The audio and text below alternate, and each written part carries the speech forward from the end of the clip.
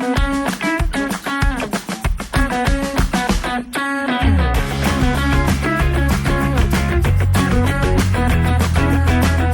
and welcome to the Claret and Blue podcast. Today we're at the Poddymoor Heath studio with our overhead camera setup, and people who've been watching the channel since at least the end of the season might remember these little bits of paper that we've got that we printed out. We did keep, sell or loan the last time we did these. Yeah. We got quite a few of them wrong, would you believe? It happens. Well, I guess. in here you're probably looking at Buendia. Yeah. Is it actually? Buendia, we thought Dean might go to save wages. We thought Martinez was going to go, obviously, as well. A couple of keepers, 9 defenders, 5 midfielders, and 7 forwards. But again, is Buendia a midfielder? Is he a forward? You know, it's the concept of who slots into which section. We're going to just talk about them as they are. Then we're going to kind of build them out into a 11 with players per position, and then we're going to try and build a best 11 last with the little counters that we've got over here. I do need to give a shout out to the company, but I can't remember them, so I'll voice over it. These are from Galazzo Games. Thank you for sending them. Galazzo Games. There you go. I think that's a decent squad on paper, literally. Yeah, literally it's on paper, yeah. Well, quickly when you look at it, so you got 2 right backs, you have 3 right-sided centre-backs, / Bogard in the midfield if you really need it. 2 left-sided centre-backs, 2 left-backs. Bizot is an upgrade on Olsen, I believe. Yeah. And then, of course, this is kind of like your double pivot section, I suppose. Yeah. So, Anana and Kamara, you'd probably put in the same sort of realm, right? And also 2 players who could play with each other when they're both fit. And then Tielemans, Barkley. And I think McGinn's a bit of a floater between all of these positions. Yeah. As we'll talk about here, Rodgers, again, a floater between all of the attacking roles, really. Watkins is your only, for me, out and out really, number 9. Yeah, I think so. Marlon can do that, and I think he will play that role when needed, / if Watkins needs a break or is injured or suspended. But apart from that, you've got, for me, 3 roles and 6 players to do those roles, plus McGinn as well, of course. So I think, actually, if you're looking at... arguably Tielemans. Yeah, of course, yeah. No, absolutely. And then Bogard can come into your midfield too. So in terms of depth, I think we're very strong. The only question mark I do have is in terms of depth, would be the striker position. Yeah. I don't think we have an out-and-out number 9 to replace Watkins, but... Sorry, it's really annoying me that Garcia and Cash are in the left-back position as you look at this team. Okay, yeah. That's really annoying. Sorry. Fair enough. So Watkins is your only, for me, traditional number 9. Yeah, Again, Marlon can do that, and I think he can deputise. I don't think Villa should have spent money on a striker when we have other areas of the team that needed addressing with a limited budget anyway. But maybe in the winter, if that's something that's needed, you have the opportunity to add. Yeah. So. I think it's a useful exercise to do something like this, which is obviously why we're doing the podcast. We think this is interesting, and we hope people listening do as well. Because I think it's easy to get, and I'm not going through the rules, we've done it a million times, it's easy to get bogged down in the summer and what it was like, and are we short here, are we short there, and quality-wise, you're right. Cash and Garcia, would I like more? Absolutely. I'd probably want another body in midfield, potentially to replace Barkley. And in the areas behind the striker, there's a lot of unknown quantities there. Gesson, Elliott and Sancho obviously new to Villa. Elliott and Sancho are not new to the Premier League, but Sancho's had problems. Buendia, we've been keen to write off for several windows, and he's still here. Villa were happy to sell. McGinn, how many starts has he got this season? If these players are good, not sure. Rodgers and Watkins are kind of your bona fide. We know they're good. And we need them to be good. But there's still some doubts around the rest of it. Yeah. So I think it's good to lay out the depth and what we're working with, and kind of looking at it, as I say, literally on paper, it kind of feels okay. Obviously the proof will be in, are these players...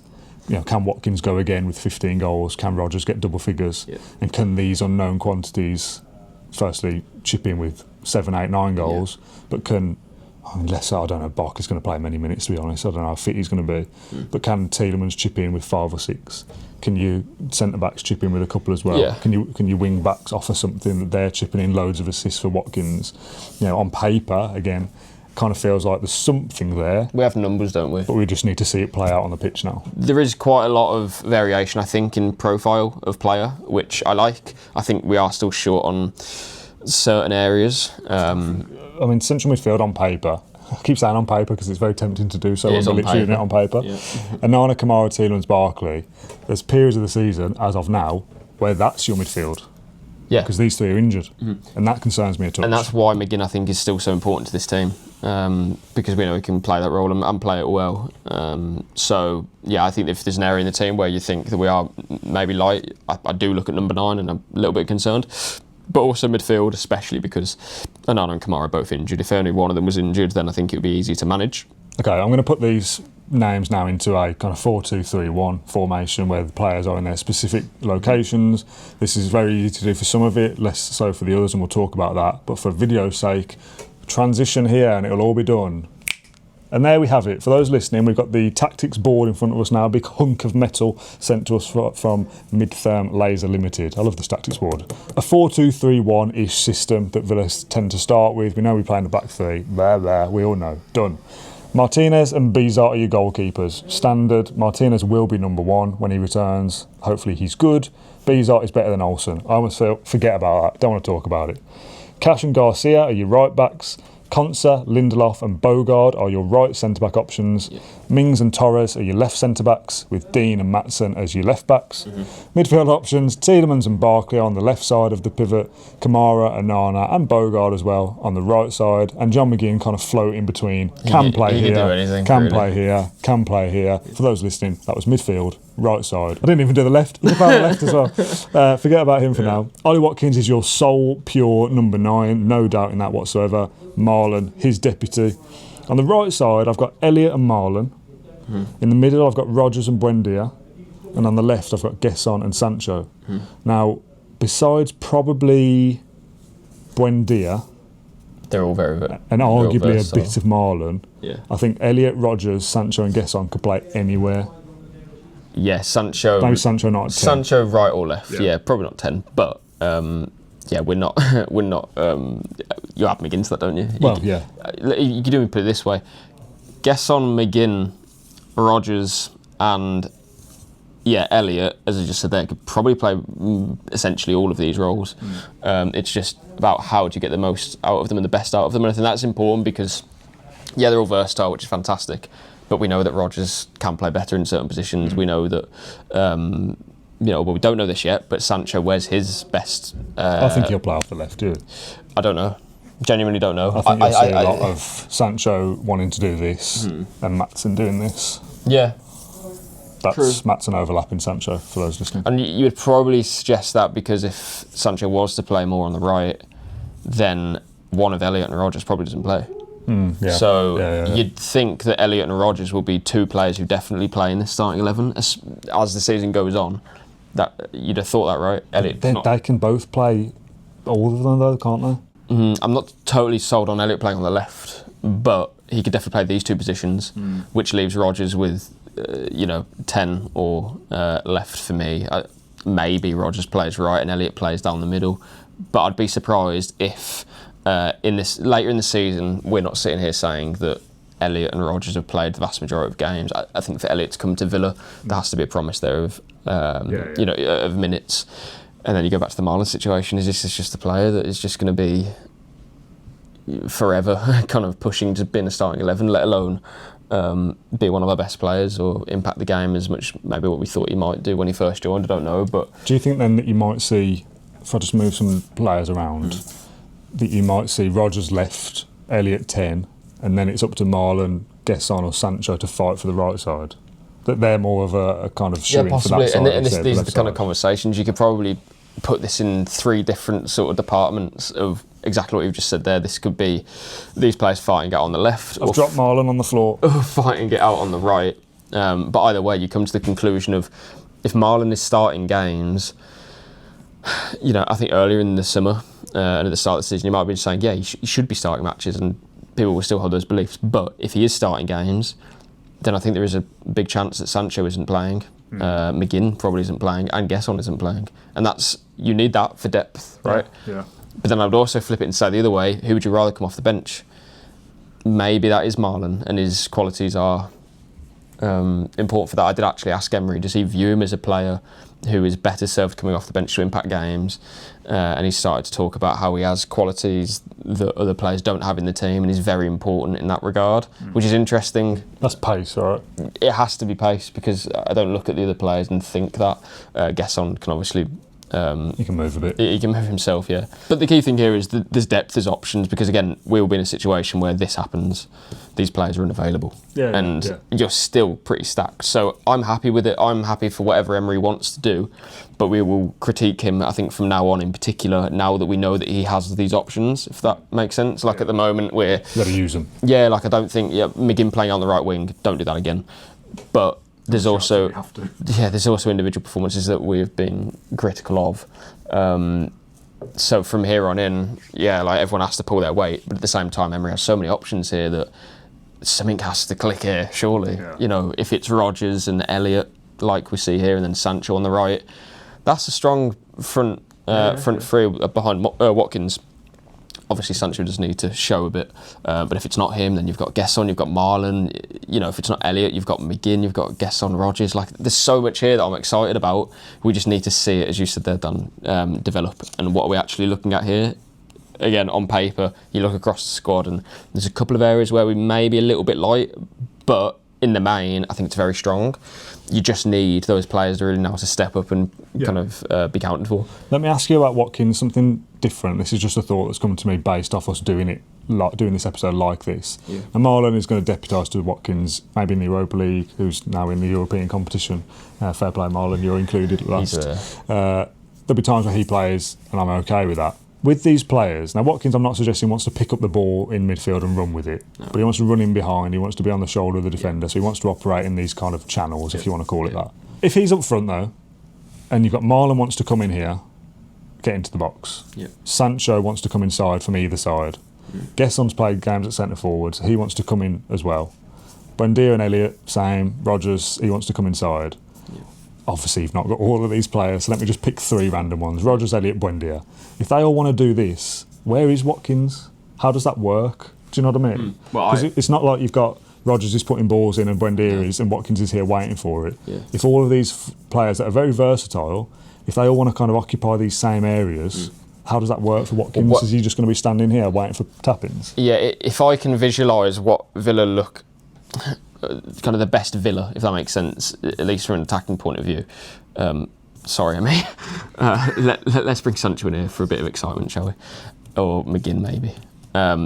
So what I would like to see is Watkins, I don't know, the ball's in the middle of the park. It's making that run into the channel, or the channel runs that he does best. Don't get me wrong, staying between the posts when we have the ball and we're in the final third is really important. We don't want him hanging out here like Harry Kane does. He needs to be causing problems here. But when we have the ball, if Watkins makes that run and then you have Rodgers come inside, this is where I feel Villa are best. And you have options here. But it's this is what stretches the defence, right? If you're defending Villa like this, and pretend that these aren't so many players here, but if you're defending Villa, I think this sometimes is quite easy because, as you say, everyone just does this. We all come inside and your fullbacks go wide. But if you can shut Dean down, he's not going to beat a man for pace or with skill or whatever it may be. He'll serve a ball into the box. Brentford will clear that across. Same for Cash if he goes forward. But when Villa have space, that's where they can hurt teams the most. And I do think that with Elliott, Tielemans, Sancho, McGinn, other options, Gesson, Marlon, Buendia as well, we need space to attack. So I think it is sometimes quite predictable of how to defend Villa. But that's why I also think Watkins, you need to give him that freedom to make these movements across the pitch, because it stretches the defence. That's the key thing. And then you have Elliott, and Rodgers who can occupy these zones and really cause problems. By the way, if you haven't already, most of Elliott's goals that he's scored for Liverpool have all been, or a lot of them anyway, have all been in these sorts of zones. Finishes very well, actually. He was very good technique. I always thought of him quite I always thought of him as quite of a, a diminutive sort of playmaker, which he is, but he packs a punch in his shots too. So that's something that I think we can look forward to. Sadly, we've lost the battery on our overhead camera, which is bloody irritating for a video where we're using an overhead camera to see what we're looking at. But I will get some shots on my phone in a sec, so stay with us. We've built out Villa's potential best 11 here, and this is really controversial, to be honest. Dependent on the opponent, depending on different positions, dependent on form, but we've added in the two new signings as well, just to make it more exciting. So we've got Martinez in goal, Cash right back, Concert right centre back, Mings left centre back, and Ian Matson left back. This is kind of a what we would like to see as well, right? Because you could argue Torres is better than Mings. If it works, yeah. You could argue Dean is better than Maatsen in different opinions. Tielemans and Kamara, I think, are nailed on for everybody's best midfield anyway. Watkins, best number 9, because he's our only number 9. Then we've got the front three as Rodgers left, Elliott 10, and Sancho right. I don't know. Yeah, Kika's trying to run away. We haven't asked you to invert. And again, as we just explained through the attacking situation, you've got McGinn, Marlon, Gesser. There's so much options there. For any given game, I think you could do something different depending on the opponent. But this is just to lay out with 2 new signings what Villa could look like, essentially. And a third one, and Lindelof on the bench. But yeah, Don't forget Gesson, he's there as well. Yeah, of course, and Marco Bizot. I suppose this is the point of our depth now, that in terms of depth, we've got a subs bench here of Bizot, Lindelof, Torres, Dean, Anana, Buendia, McGinn, Marlon. And Bogard, Garcia and Barkley on the fringes, depending on who's available at any one time. So that now, as we've said, is a decent squad for depth, but there's still the unknowns of what is Sancho going to be. If he's crap, he's not there. But Gesson maybe plays right. Give him a go. Or Marlon, you've got options. If these players all tick and work, and we're spending a decent wedge on Sancho, and he can revitalise some kind of form, he could be dangerous on the right or the left. Harvey Elliott could be dangerous on the middle or on the right. Rodgers, pretty much anywhere. If on form and everyone's on song. Or you can... I still think this has potential. You could do something like this, can't you? Yes. And Nana comes in, the £50 million signing that we have. If fit, and I like this double pivot a lot. Again, certain games permitting, will it work at Brentford away? Well, as we saw, no. But that's another variation. So that's the key thing, right? There's variation in players in terms of profile, but also on the pitch, what Emery can put out. But again, it's he's paid the big bucks to do what we've done here and put it into practice. Do you reckon they've got whiteboards at Poddymoor where they do stuff like this? I'd hope so. Do you think if we'd have got Elliott, Sancho, and I was going to say and others, Lindelof probably wouldn't have played, if we'd have got those in for the first game week of the season, would we have scored a goal at least, do you think? Would we have got more points than we have? I'd like to thought so. I think so. But I just think, again, the main thing is that the window is now finished. There's no speculation. Kind of, everyone is set. now. Clarity is the key word. Yeah, that's what we're looking for. There is clarity of what we're doing, and in Elliott's case, he is essentially a permanent addition. In Sancho's case, if this doesn't work, I don't know where you go next. Is it Trabzonspor? You need this to work for yourself, and Villa need him too. I think that's key. The fingerprints on this, disgusting. We'll get some glass cleaner or something in for when we come in next. That was good though. I enjoyed that. Nice to kind of visualise it all. So for those that listened, hopefully you followed along as well. But it's nice to get it all out in front of us. Thank you very much though for watching or listening to this episode of the Claret and Blue podcast. We did a Q&A earlier in the week where we went to Villa Park and answered some really good questions. So if you missed that, go out and check it out as well. We've also got upcoming, or it's already been out, don't know yet, a Liverpool lowdown on Harvey Elliott and what we can all expect as well. I'm really excited to go and film that after this. And then we'll be previewing Everton at the end of the week with the post-match show after the game as well. So John, thank you for joining me. Thank you for tuning in as always, and we'll see you again very soon. Bye-bye.